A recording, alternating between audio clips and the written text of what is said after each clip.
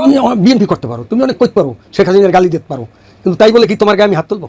পদক্ষেপে আল্লাহর কাছে বিচার দিছি। তারপরে বয়স বিবেচনায় একজন কুখ্যাত ডাকাত নারী লিপসুর গায়ে হাত তোলা যদি অন্যায় হয়, আমি প্রকাশ্যে দেশবাসীর কাছে ক্ষমা চাই। যে বোঝা ভালো, কিন্তু বাবা মার চেয়ে বেশি বোঝাটা বোধহয় খুব বেশি ভালো না। কাউকে অসম্মান করে নিজে সম্মানিত হওয়া যায় না।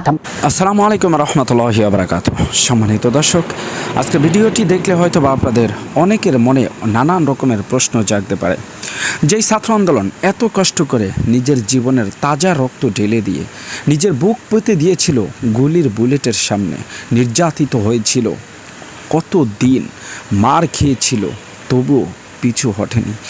এত ত্যাগ তিতিক্ষার পরে যেই দেশকে স্বাধীন বলে ঘোষণা করছে এই ছাত্র সমাজের ছাত্র জনতারা, আসলে কি সেই দেশ স্বাধীন হয়েছে?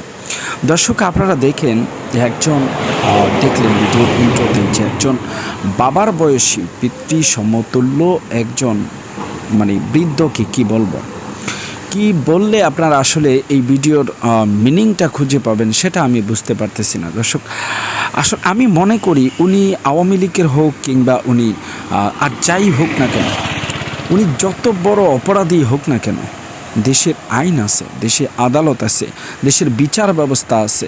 এই বিচার ব্যবস্থা, আইন সব কিছু ব্যতি রেখে একজন বৃদ্ধ বাবার বয়সী লোকের গায়ে হাত তোলা, সেটা কোন সভ্য সমাজ কিংবা কোন ভদ্র সমাজ মেনে নিবে বলতে পারেন আপনি? সম্মানিত দর্শক, অনেকেই মনে করতে পারে যে উনি আওয়ামী লীগের লোক আর আমি ভিডিও করছি, আমি বিএনপির দালাল কিংবা আওয়ামী লীগের দালাল, এটা মনে করতে পারে। কিন্তু দর্শক, বাস্তবতা, আমাদের নৈতিক শিক্ষা, আমাদের শিক্ষাটা আসলে কোথায়? আমরা কি শিখছি বা আমাদের ভদ্র সমাজকে কি শেখাচ্ছি, ছাত্র সমাজকে কি শেখাচ্ছি, ভবিষ্যৎ প্রজন্মকে কি শেখাচ্ছি? দর্শক, এভাবে একজন বাবার বয়সী লোকের গায়ে হাত তোলা, তাকে অকথ্য কুকথ্য ভাষায় গালিগালাজ করা, এবং সেটা নিয়ে আমি একটা রাজনৈতিক আদর্শে বড় হয়েছি, সেই আদর্শের ব্যক্তিকে নিয়ে ফালতু কথা বলার কারণে আমি আজকে যেই কাজটা করলাম সেটা কি ফালতু হলো না? তাহলে সে যেই অপরাধ করলো সেই একই অপরাধ যদি আমি করে থাকি, তাহলে আমি কোথা থেকে ভালো হলাম?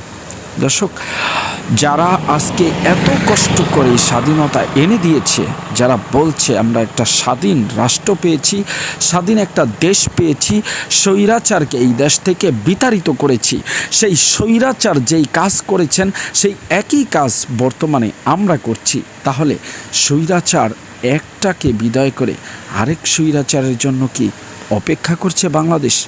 সম্মানিত দর্শক, প্রশ্ন আপনাদের কাছে, আপনাদের মতামত জানাবেন অবশ্যই কমেন্টস বক্সে। যদি এক স্বৈরাচারকে বিদায় করে আরেক স্বৈরাচারের হাতে দেশ তুলে দেন, তাহলে এই স্বৈরাচারের শেষ দেখার অনেক কিছুই বাকি আছে। সম্মানিত দর্শক, আপনারা দেখলেন কীভাবে একজন বৃদ্ধর প্রতি আচরণ করা হয়েছে। প্রশ্ন হলো, যারা অন্যায় করেছেন, যারা অপরাধ করেছেন, তাদের জন্য দেশে আইন আছে, তাদের জন্য দেশে বিচার আছে, তাদের জন্য দেশে প্রশাসন আছে, দেশে সরকার আছে। এত কিছু থাকার পরেও